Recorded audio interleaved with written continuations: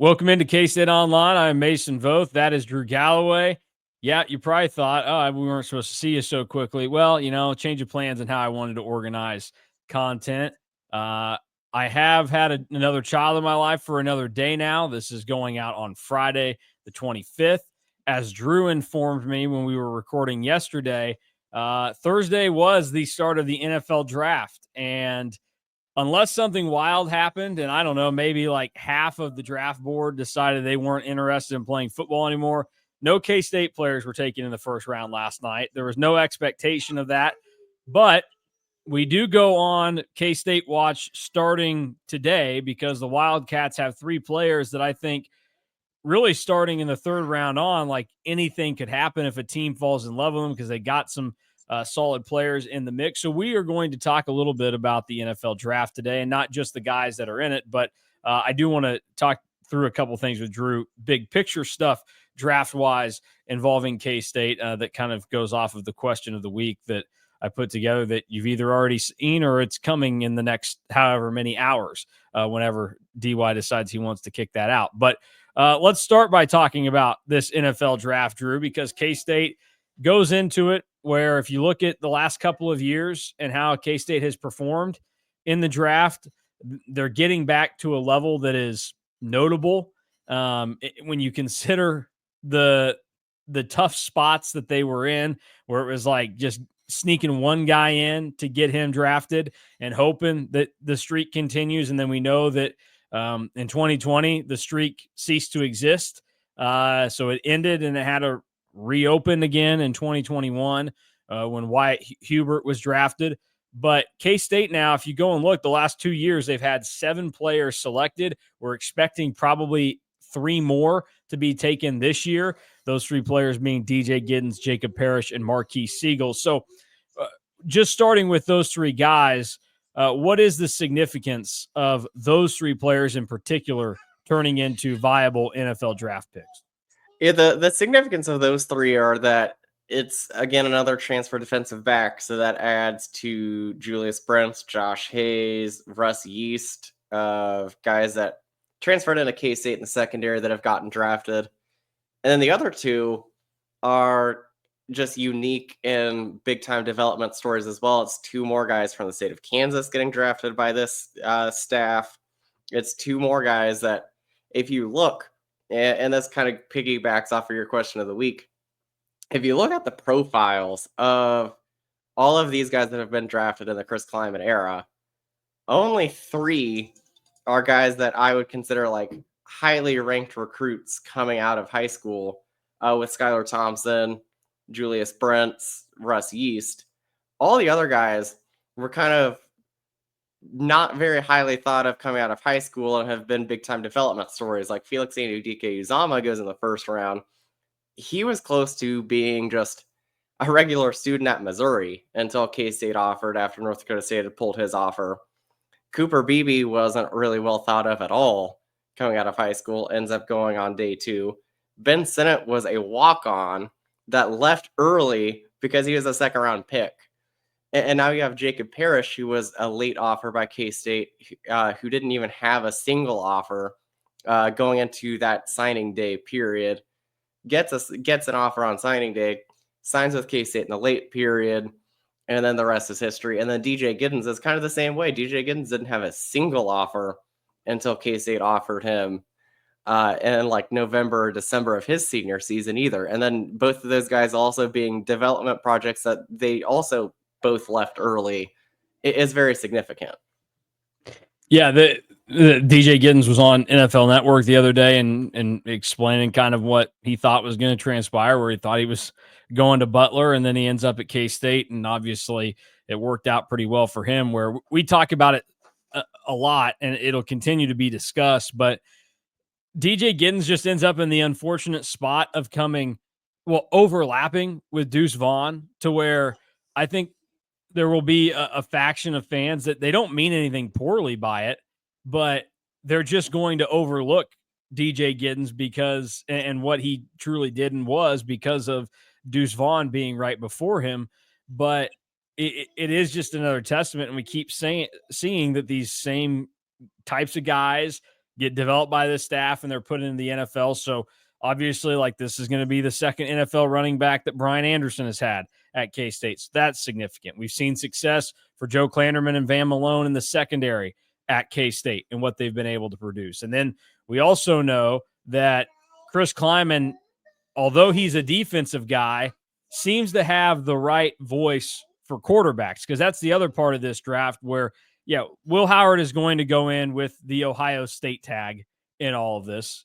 But those that know the actual story, it's going to be, he was going to get drafted leaving K-State if he had gone last year. It just wouldn't have been as high. What is crazy is that, like, Will Howard is going to go in with the Ohio State tag, but like if you watched him on the John Gruden's little video that he did, it kind of seems like Will Howard wants to have the K-State tag going in. Yeah, well, there's a lot of K-State focus and still very K-State through and through there.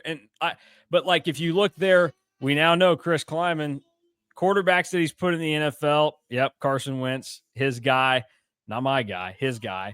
Easton Stick ends up there.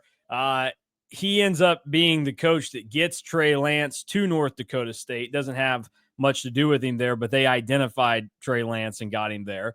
Then comes the K-State, gets the hard mental reset with Skylar Thompson and gets Skylar Thompson drafted. And I wrote about that in the question of the week that I did. But, you know, maybe early on there would have been people that thought, yeah, Skylar Thompson, I could see a guy like that being drafted, you know, 4-star quarterback. It makes sense.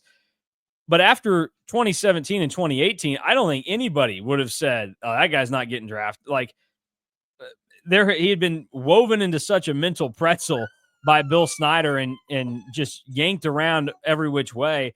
And Chris Klieman had to come in and do some mental fixing there, and Skylar Thompson got drafted.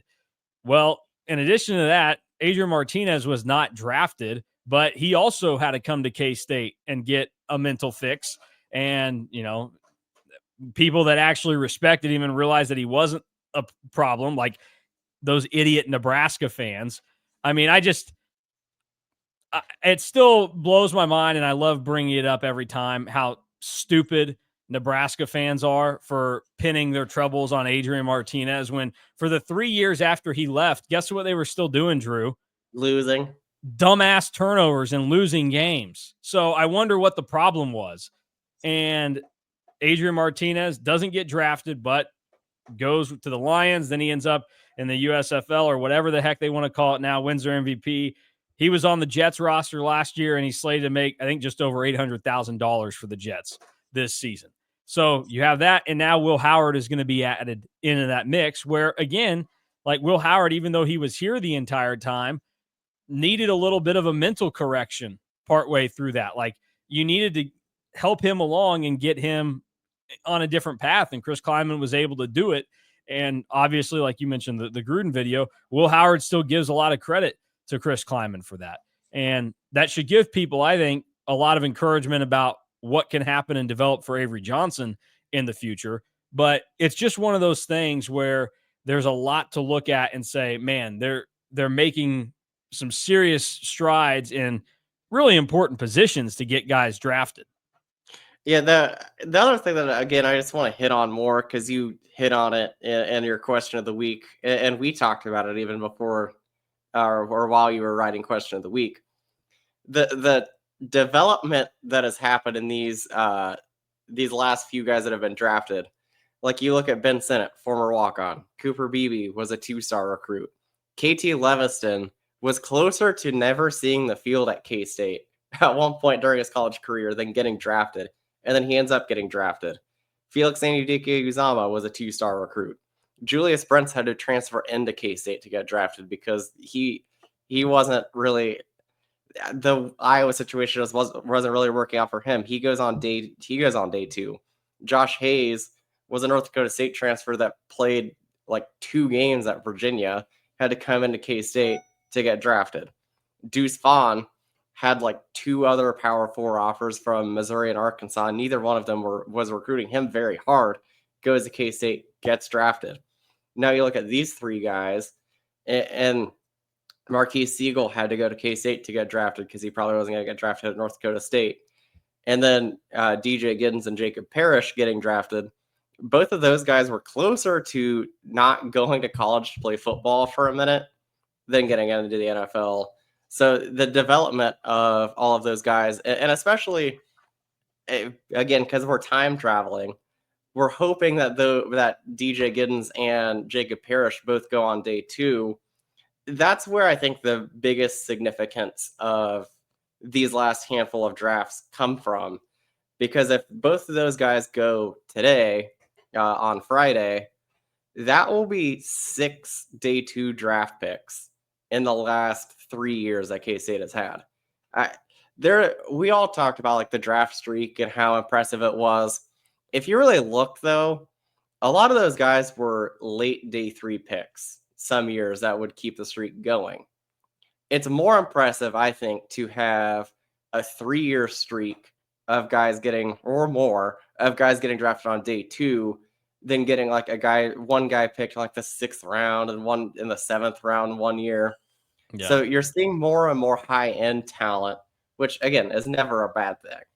Well, I still, the highlight of that is I still laugh at the story that Mitch Fortner will tell. He probably told it either yesterday or sometime on K-Man during this draft season that we're in. But he was in New York the year that Bryce Brown ultimately got drafted, and he hung out at Radio City Music Hall all day waiting to see if somebody from K-State got drafted. And of course, it ends up being Bryce Brown to continue that streak there, which is funny. And K-State's past that point right now where this, I was looking at it, and it was over the last 5 years, K-State's had 10 draft picks in the NFL. 7 of those have come in 23 and 24.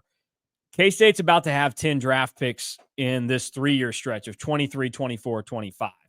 And that's pretty significant for them because you have to go back a ways for those kind of things to happen in K-State history. Like you have to go back to a good era of K-State football, a really good one. They've had some decent ones, but I'm saying like if you go and look at kind of the stretches that K-State's had here. So these last couple of years, there was the 4 in 2023.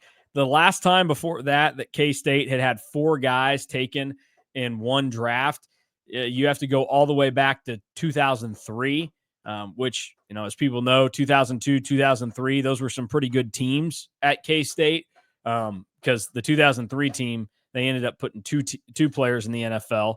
And then the year after that, Darren Sproles went. So, like, that was a good run for K-State during that time period. 2002 was the most that K-State has had since that point, and that was they got 6 guys drafted that year, and they had 6 go the year before that, and then 5 prior to that. Like it's an insane stretch that K-State went on from 99 to 2003, essentially. And while this is not to that long drawn out period, having 10 guys taken in a 3-year stretch is pretty significant. Now, I'll ask you this, and we'll start with DJ Giddens. What's the ideal situation for DJ Giddens to land in for you? Not necessarily, hey, this is the team that fits him best, but like situationally, because we know so much with these guys. Yeah, you want to see a K-State player get drafted, but you want to see him stick around and have a good career. And there are certain players that we look at and go, he's not in a good situation right now. Like, think back to when Keontae Johnson ended up with the Oklahoma City Thunder in the NBA draft. We pretty quickly realized, like, this is a terrible situation for him. Like, great that he got drafted, but the Thunder are loaded with guys that can play the position that Keontae Johnson would need to. On the flip side of that, obviously Cooper Beebe going to Dallas last year, that was a great situation for him because that's an offensive line that was going downhill. They needed somebody that could play, and he was their starting center last season as a rookie. Skylar Thompson's a guy that ended up in a good spot in Miami because injury-prone Tua, he got to back him up. Skylar Thompson got to start a playoff game because of the situation in Miami and has a lot of NFL experience now from it. You think of it, Felix Anudike-Uzomah, honestly, probably not a great situation that he went to in Kansas City. So it's so important. So what is the kind of team and situation that you think DJ Giddens needs to go into? He probably wants a team that has maybe like a starting running back that's just a little bit older that he can learn from and really kind of learn the ropes on how to be an NFL player. I know that he kind of got that a little bit with Deuce Vaughn and talked about like that. Deuce Vaughn was a pro at K-State with how he handled himself and everything. But it's never a bad thing to go into a situation where you can kind of like ease in and be kind of that change of pace, other running back. A team that would make a lot of sense, which I'm a little weary about it because their offense the last few years has been atrocious. But like he would make a lot of sense as a Steeler Mm. because that's a team and organization that like outside of at receiver are guys that just kind of want to go play football and do nothing else. So he would make sense there. I mean, I would even say I know that they have an absolute stud at running back, this other team, but they keep shuffling guys as their second ones, and I wonder if they would maybe take DJ Giddens. Like, he would make a lot of sense as a 49er too. Like, that is the kind of system that, like, I think that he would really thrive in as a backup for Christian McCaffrey. And, the one thing about Christian McCaffrey is that he's also not going to play in every game. Very true. Very true. We were learning that. Maybe the comparison and situation that I think would be kind of ideal for a guy like DJ Giddens is the one that Tyjae Spears has in Tennessee right now with Tony Pollard, where that's a guy that's been around a while. He's the number one, but Tyjae Spears is going to get enough touches because they trust him to do some things. That's the kind of thing that I think you're looking for. Now, I'll say this because I'm sure there are a lot of people who are like, well, the Chiefs need a running back. As a Chiefs fan, do you want DJ Giddens? Does that make sense for him to be a Chief? It would make sense, and I think that he would do well for the Chiefs as well. But I'm torn because, like, I want the Chiefs to have a lot of K-State players and have them do well for the Chiefs. But I'm kind of like Scott Wildcat is like this, where I want DJ Giddens and Jacob Parrish and Marques Sigle to just go as high as possible. And like I can live with it if it's a different team and just root for them in like the 16 other games if they're playing the Chiefs, or 15 if they go into somewhere in the division. Yeah. On the topic of DJ Giddens, one, final go round with all this. Where do you think DJ Giddens goes in relation to the other running backs in this NFL draft? And like what number of running back off the board do you think he will be? Not necessarily round, but I think there's like a clearly defined top 5 with Genty, Hampton, the 2 Ohio State guys, and Caleb Johnson from Iowa. And then I think after that point, it's probably just going to come down to how teams like a certain guy over another. I think there are a lot of interchangeable things. And while there would certainly be some that go before DJ Giddens that I'd go, that's dumb. I would also be able to see why a team would do that and say, well, actually, this guy is what we're looking for stylistically more. Yeah, I would say that there's a chance that he could go in that like running back 6 range because this running back class is so good. Literally, like with a lot of positions, but especially a running back this year, it will just take one team really falling in love with you, and you can go as high as any of the others. Like I would say maybe that running back 6 range, so probably like mid 3rd round, early 4th. My hope though is that he goes in the 3rd round. Yeah. It would be interesting to see how this plays out, and fascinating to kind of watch. And with Giddens, like it goes to the running back thing I just mentioned, but so many people I think are torn. Like you can see some draft people that are he's up here, and others that say he's down here. So it's going to be an interesting watch. Now, Jacob Parrish is one that you think he's the first K-Stater off the board. Yeah, and close to a day 2 lock. Like we're doing this for Friday. You think he's gone by Saturday, or he's one of the first ones to go Saturday? I think that it's pretty likely that he is gone on Friday, but I wouldn't say that it's necessarily a lock. I would say that third round, I will probably be pretty anxious waiting for all the picks to be announced because I think that there's a chance that it's Friday, but I don't want it to be Saturday because you make a lot more money on Friday.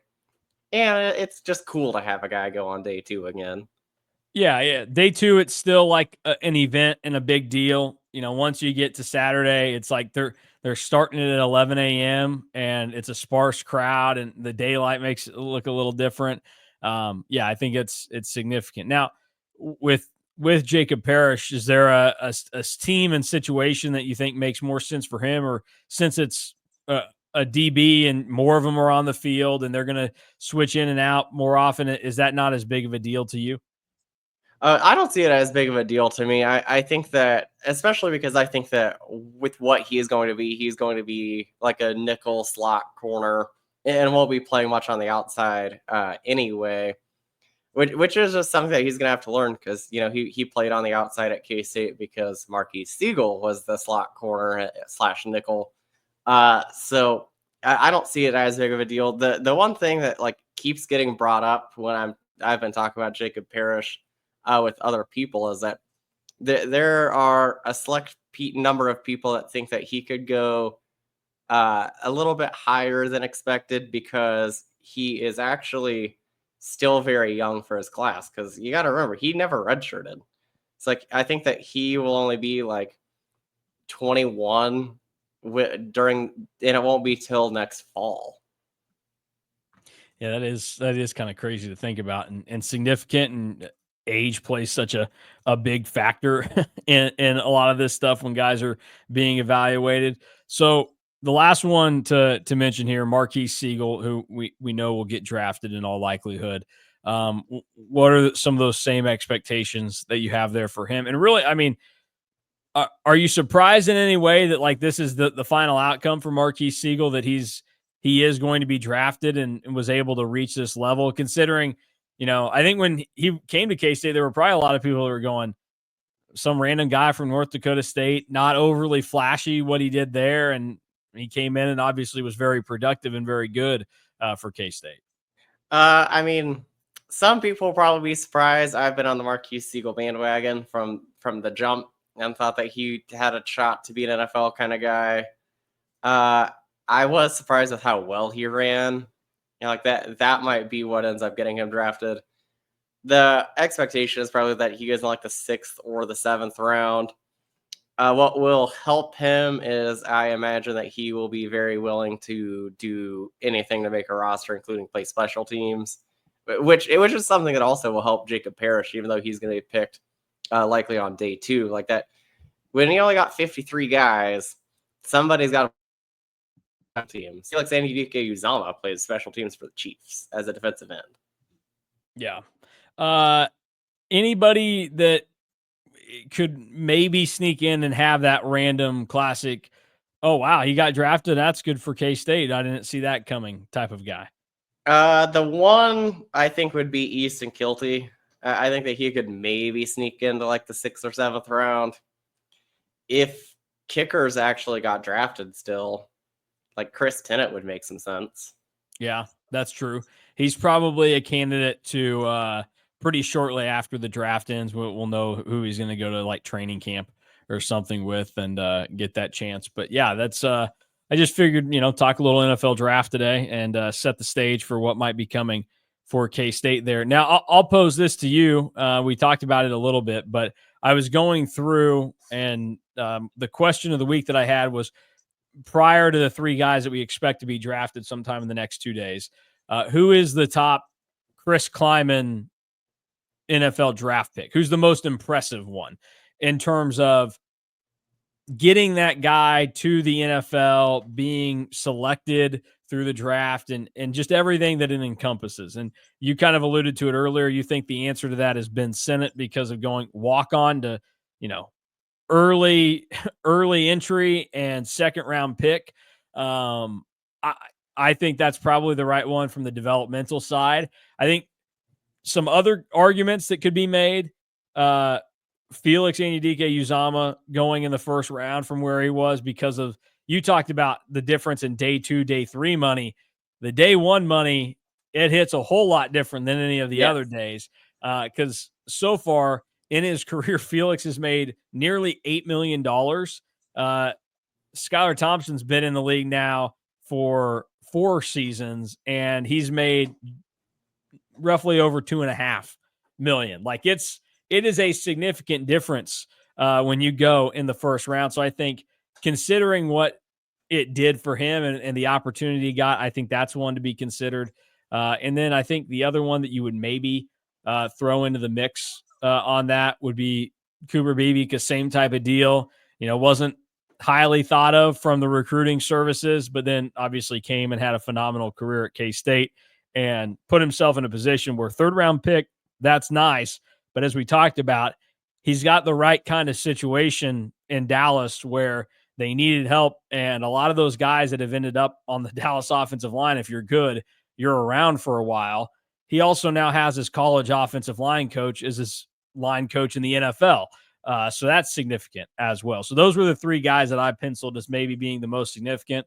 I would also consider Skylar Thompson just because of, I think what it took to get to that point and flipping Skylar into that based off what we saw the 2 years that he played under Bill Snyder. Yeah, I think that's probably the correct answers. I would throw in a 5th as KT Leviston, just because, like I said, there was a large portion of his career where it looked like he was never going to actually play football at K-State and just be a guy that was a practice body and then ends up being picked in the NFL. And I believe even though he got hurt last year, the Rams wanted to keep him. Mm-hmm. Yeah. I guess last guy we'll throw out to talk about here is Will Howard. Where do you think the situation that benefits him most is? Because I think people are still going to be very interested in his path. And you can tell by the appreciation that a lot showed when he won the national championship. There's high interest there because, again, he'll have the Ohio State tag, but there are going to be a lot of people that are able to look at it and go that was a K-State guy that put together 4 years here. And I think people want to see him succeed. Yeah, I think that the best situation is, again, just probably somewhere where he can go and stick as a backup quarterback and then have a potential to maybe start a few games here and there. It is hard because when you're going to be a day 3 quarterback like Skylar was, you have to fall into the right situation where they want to keep you. Yeah. So you have to really prove yourself more than anything instead of in the pre-draft process. You really need to prove yourself during OTAs and training camp and the preseason games to make them want to keep you, because that's part of the reason that Skylar has stuck around so long, is that his first preseason, he really lit it up and then was just able to kind of stick around and have a lot better of an NFL career than a lot of other quarterbacks in his draft class, which is pretty insane to think about. Yeah, it is. It is kind of crazy to go and look at how those drafts have played out for some of those players. Let's go look at the 22 NFL draft real quick, because obviously we know Brock Purdy has had the fortune of really lucking out with how his career has gone down now. But the other quarterbacks in that class, so let's see. Kenny Pickett was the first one gone by. Then Desmond Ridder, Malik Willis, Matt Corral, Bailey Zappi, Sam Howell, Chris Olodokun, Skylar Thompson, and Brock Purdy. So really not a crazy amount of quarterbacks taken, but legitimately Skylar Thompson has the second best NFL career out of that entire NFL draft class, behind Brock Purdy. Yeah, maybe Kenny Pickett just because he got some, I guess, extra opportunities there. But yeah, you're right. But would you rather have Kenny Pickett on your team right now or Skylar? I think I would rather have Skylar. Yeah, you're probably right on that. I mean, how many of those guys got to start a playoff game? Off the top of my head, I know only Skylar and Brock Purdy. It is only Skylar and Brock Purdy. And that's what the crazy thing is too, is when I was factoring in the situation type deal and impressiveness of Klieman getting a guy drafted. So he got Skylar Thompson to a spot where he got to start an NFL playoff game. It did not go well. I would say maybe some of those receivers could have caught some balls in Buffalo. That seemed to be a common problem for. I think that it went fine. Like they were a lot closer to winning that game than I think everybody in the entire like country anticipated. Was it because of Skylar? Not necessarily. True, but they had a chance. But if Mike McDaniel wasn't like an absolute clown trying to call plays, that's what really kind of shifted the momentum of that game, was that he couldn't get plays called in soon enough. So Skylar ended up having to take a delay of game on like a 4th and 1 when it looked like the Dolphins had all the momentum. Well, also keep in mind here, they made Skylar throw the ball 45 times in a playoff game. The most passes he had thrown in a game prior to that in the NFL, he threw 33 times in a loss to the Jets earlier in the season. And then if you go back to Skylar's time at K-State, the only other time in his football career post high school, though I'm guessing he probably didn't throw the ball 40 times once in high school, unless they were really trying to stick it to some team. The only time that Skylar Thompson threw the ball more than 40 times prior to that playoff game was the 2021 game against Oklahoma that K-State lost 37-31. That was the only time that Skylar Thompson had thrown that many passes in his career. And Mike McDaniel said, hey, we got to do it during a playoff game against the Bills in Buffalo. Great process there. With 0 offensive line help. Yeah. They still have 0 offensive line help. Yeah, which, if you're thinking of teams that are the worst possible option to have no offensive line help, you'd think the team that had Tua with their quarterback, that's probably one of the worst ones. It would be quite ironic if for a couple of reasons, if Will Howard did end up with the Steelers, because number one, he'd be back in a quarterback room with Skylar Thompson. And then also, guy from Pennsylvania ends up on the Steelers roster, despite the fact that he during one of the Meet the Wildcats that Mitch recorded, keyed in that he was an Eagles fan. So kind of interesting how that would work out. But we'll keep an eye on all that, see how the draft plays out for K-State, and we'll have more on that in the coming days and weeks with just off-season talk and focusing on some of that. Before we get out of here, reminder, go to cats2ireland.com if you want to go to the 2025 Aer Lingus College Football Classic. We are less than 4 months away from this game taking place. So if you need every aspect of your trip to Ireland taken care of, go to cats2ireland.com. It will be really the most helpful guide that you can have to experience this game and everything that Ireland has to offer as a country. So, Drew, give us the Ireland fun fact for the day. So today, our fun fact is really about, you kind of stole my fun fact when we have recorded earlier this week. It was going to be that because, Ireland isn't a huge place, so there's not like a crazy amount of facts. But my fact, a lot of fun, huh? My fact was going to be that TCU and North Carolina are playing in 2026, so it gets to stay in the Big 12. And you even stole my, this Big 12 Mexico didn't work out, but maybe Big 12 Ireland will become a thing. Well, here's the deal. Games that we know are coming to Ireland outside of the Big 12 ones, Pitt and Wisconsin are going to be there in 2027. So the next 3 games are known. Off the top of your head, Drew, do you know how many college football games have been played in Ireland? Actually played, not upcoming, but played. I'll say like 10. Very close, 9. Any guess on when the first year that they played a college football game in Ireland was? 1980.